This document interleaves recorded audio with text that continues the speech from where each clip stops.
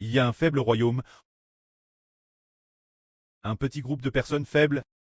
Ce petit groupe, les gens sont TRS peu nombreux, tel point que, peut-être seulement, quelques dizaines de personnes, ce petit groupe doit devenir une grande nation.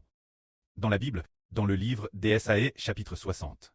Il est ainsi prophétisé. Alors, le frère Ashbert va lire, au sujet de ce royaume, quel genre de royaume il est. Il est dit ici, le soleil, le jour, ne sera plus ta lumière, et la lune, la nuit, ne te clairera plus de sa clare. L'Éternel sera ta lumière ternelle. Ton Dieu sera ta gloire. Ton soleil ne se couchera plus, et ta lune ne se retirera plus.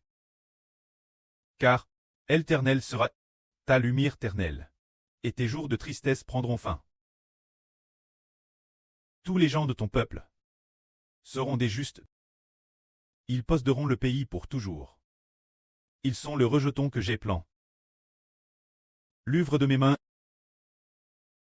pour servir ma gloire, le plus petit deviendra un royaume. Le plus faible deviendra une nation puissante. Moi, l'Éternel en son temps, je acheterai ces choses.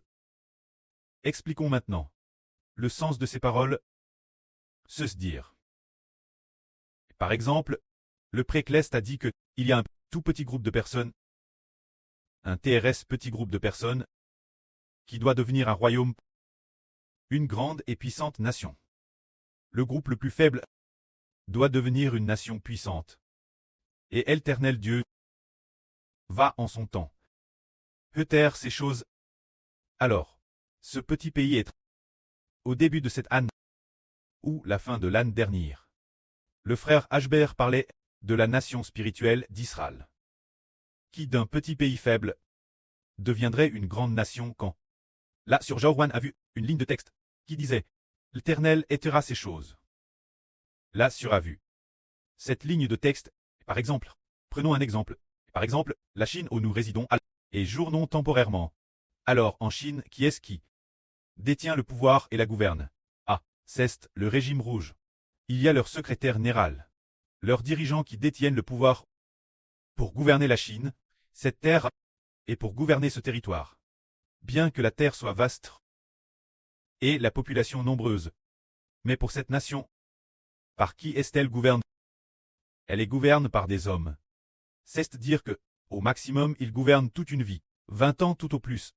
Ou alors ils gouvernent 30 ans, puis cette personne décède, et alors, une nouvelle personne prend la relève. En prenant la relève, ceux qui restent longtemps font peut-être 2 ou 3 mandats. Au maximum 20 ans. Après cela, ce sont d'autres personnes pour succéder. Mais une fois le temps coule, alors, le précleste renversera leur régime. Non seulement nous habitons cette terre où nous journons temporairement. Leur régime sera renverse. Toutes les nations et tous les peuples devront, lorsqu'ils seront renvers. Alors, nous verrons. Les dirigeants de toutes les nations et de tous les peuples de la terre. La lumière qu'ils peuvent mettre, est-elle éclatante? Non, elle ne l'est pas. Et madame, ils ne peuvent madame pas tre appel lumière. Ils ne peuvent tre appel que un royaume dirigé par des pécheurs, des hommes pécheurs, le royaume qu'ils dirigent. Ainsi un tel royaume n'a aucun clas. Et ses citoyens n'atteindront pas, ne recevront aucune gloire, et ne recevront pas non plus une quelconque paix. De plus, dans ce royaume donne aux pécheurs, pour y régner. Les pécheurs mourront aussi, vieilliront et mourront. Les citoyens gouvernent par des pécheurs, vieilliront et mourront également. Alors un tel royaume, que vaut-il? Il ne vaut absolument rien. Il n'est rien du tout. Mais il y a un royaume. Au moment où il était le plus faible, le précleste, travers un fils, appelle le soleil, le frère Ashbreu d'Israël, pour guider, pour gouverner ce royaume. Ce royaume, maintenant, utilise le soleil, la lune et 12 toiles. Pour guider ce royaume, pour gouverner ce royaume, pour le gouverner jusqu'à ce que, plus de 10 ans plus tard, le temps soit accompli. Une fois cette période de plus de 10 ans coule, alors, ce royaume devra passer d'un petit pays faible, une grande et puissante nation. La lumière de ce soleil, n'est-elle pas plus belle que celle du règne de toutes les nations et de tous les peuples? Absolument plus belle, toutes les nations et tous les peuples, la lumière de leurs dirigeants n'a aucune lumière en réalité, il n'y a que des ténèbres. Il utilise l'esprit pécheur des ténèbres, pour gouverner le peuple. Ainsi, le peuple n'a aucun espoir. Le peuple n'aime pas non plus son dirigeant, et le dirigeant n'aime pas non plus son peuple, et le peuple n'aide pas ses enfants, ni engendre par lui. De plus, sa position de dirigeant n'est-ce que le résultat d'une lection temporaire. Et puis, il a tenu comme dirigeant, comme chef de l'État. Le prochain mandat ne sera pas fortement pour lui. Alors il ne s'en soucie pas. Il se soucie seulement de terminer son mandat. Une fois ce mandat terminé, il se peut qu'il veuille aussi continuer pour un second mandat. Généralement, dans la plupart des pays, on ne peut faire que 2 mandats. Une fois ces 2 mandats terminés, il n'a plus sa chance. Il doit aider sa place un autre. Ainsi, il ne se souciera pas non plus de son peuple. De plus en lui, il n'a pas l'esprit de Dieu, ni l'esprit du Seigneur Christ. C'est pourquoi le royaume qu'il dirige ne sera pas beau, ne sera pas belle. Prenons par exemple, quel point une épouse est belle dépend de son mari. Si son mari est extrêmement beau, alors cette épouse sera très belle. Quand ce que le frère Héber appelait épouse est souvent compare un pays, et le mari est compare au roi de ce pays. Par exemple, l'époque de David. L'époque de David, le roi David était extrêmement beau, il avait la sagesse de Dieu, et la gerce de Dieu en lui. Ainsi, le royaume gouverne par David paraissait extrêmement beau, et quand Salomon, dans sa jeunesse, son règne était également très bon, parce que il y avait en lui la lumière de Dieu. Le royaume d'Israël était comme l'épouse de Salomon. Cette époque, il était extrêmement beau, mais quand Salomon devint vieux, la lumière en Salomon, il n'y avait plus de lumière. Dans sa jeunesse, il y avait de la lumière, mais l'intérieur, il y avait des ténèbres. Les ténèbres en lui étaient qu'il a adore des idoles, ainsi, ayant adore des idoles, ainsi ce pays n'était plus beau. Après avoir adore des idoles, ce qu'il y avait en Salomon n'avait plus de lumière, ce qui fit que le peuple, tous les enfants du pays, tous les citoyens, cause de l'idolâtrie de Salomon. Ainsi, tous les enfants furent souillés par Salomon.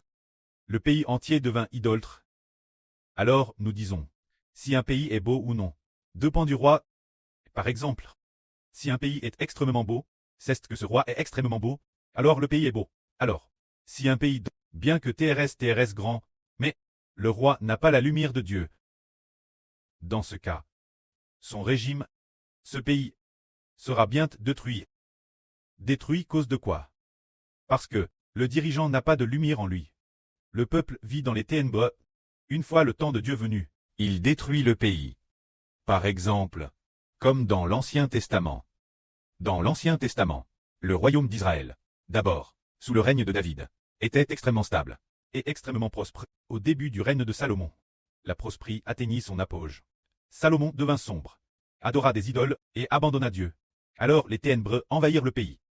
Le pays tend dans les ténèbres. Le pays fut divisé en 2. Ainsi, le royaume de Juda au sud avait encore parfois un tout petit peu de lumière. Alors, sa durée de vie fut un peu plus longue. Le royaume d'Israël au nord fut d'abord gouverné par la maison de Jéroboam. Régna sur le royaume d'Israël du nord. Mais la famille de Jéroboam, ils adoraient des idoles, ils adoraient les veaux d'or.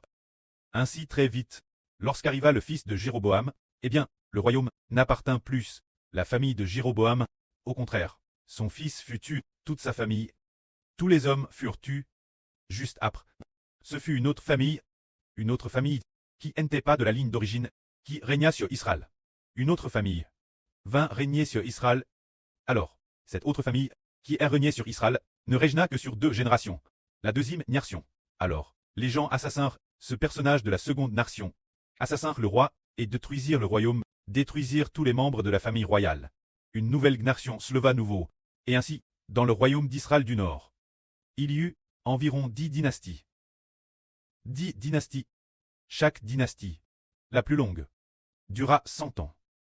La plus courte ne dura que 7 jours. Dans ce royaume d'Israël du Nord, un si petit territoire, le royaume d'Israël du Nord, il a pourtant changé d'environ 10 dynasties. Gouverne par 10 familles différentes. Pourquoi a-t-il changé de dynastie si souvent?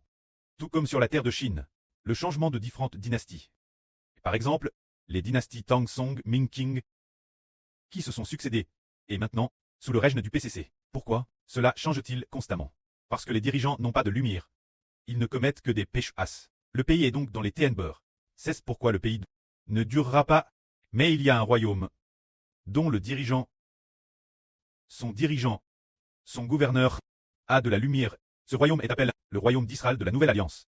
Sa lumière est la lumière de Dieu et du Seigneur Christ, qui est en lui, ainsi, puisqu'il est un souverain magnifique.